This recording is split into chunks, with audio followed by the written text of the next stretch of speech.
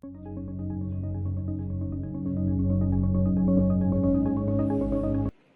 ំងឺខាន់លឿងលក្ខណៈធម្មជាតិនៅលើកូនង៉ែតជំងឺខាន់លឿងនេះកើតមានប្រមាណ 60% នៅលើកូនង៉ែតដែលកើតមកគ្រប់ខែនិងប្រមាណ 80% កើតមាននៅលើកូនង៉ែតដែលកើតមកមិនគ្រប់ខែ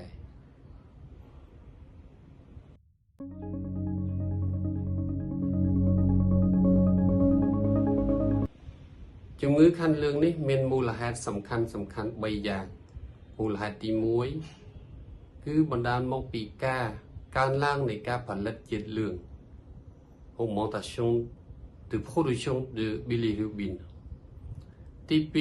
2បណ្ដាលមកពីថ្លើមរបស់កូនង៉ែតមិនទាន់ធំពេញលេញដែលអាចជួយបំលែងជាតិលឿងបញ្ចេញចោលទៅតាមលាមកនិងទឹកនោមបានប្រសើរ immaturité du foie ទី3គឺបណ្ដាលមកការបឺតស្រូបនៃពោះវៀននៃជាតិលឿងត្រឡប់ចូលទៅក្នុងឈាមវិញ réabsorption intestinale de bilirubin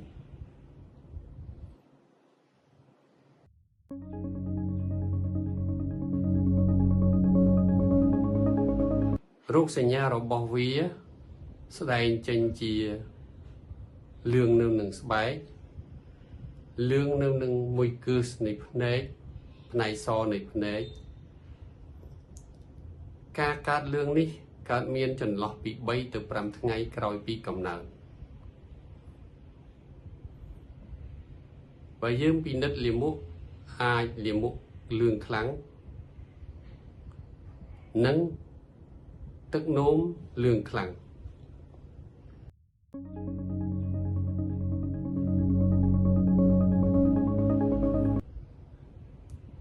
ការព្យាបាលយើងត្រូវតែធ្វើ dosage bilirubin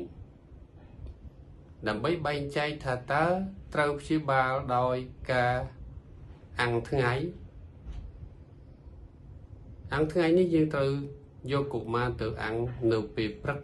យកពន្លឺដែលរះចេញពីជើងមេឃពណ៌ក្រហមឬមួយប្រសិនបើ bilirubin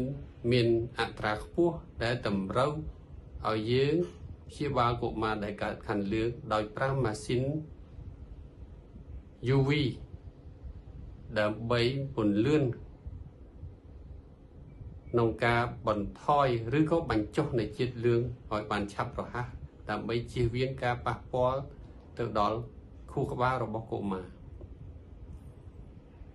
ត្រូវឲ្យកុមារបៅឲ្យបានញឹកញាប់ត្រូវតាមដានជាតិលឿងឲ្យបានជាប្រចាំដើម្បីជៀសវាងផលវិបាកដែលអាចកើតមានឡើងនៅពេលដែល bilirubin នេះជាប្រភេទ bilirubin សេរីដែលអាចឆ្លងកាត់ពីឈាមចូលទៅក្នុងខួរក្បាលឲ្យផលវិបាកទៅជា ectanuclear វាប៉ះពាល់ខួរក្បាលឲ្យទៅជាប្រកាច់ថ្ងៃក្រោយអាចបណ្ដាលទៅជាជំងឺ encephalopathy bilirubinic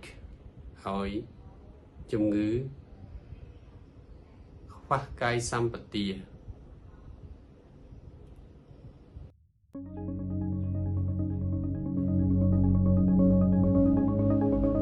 តើពេលណា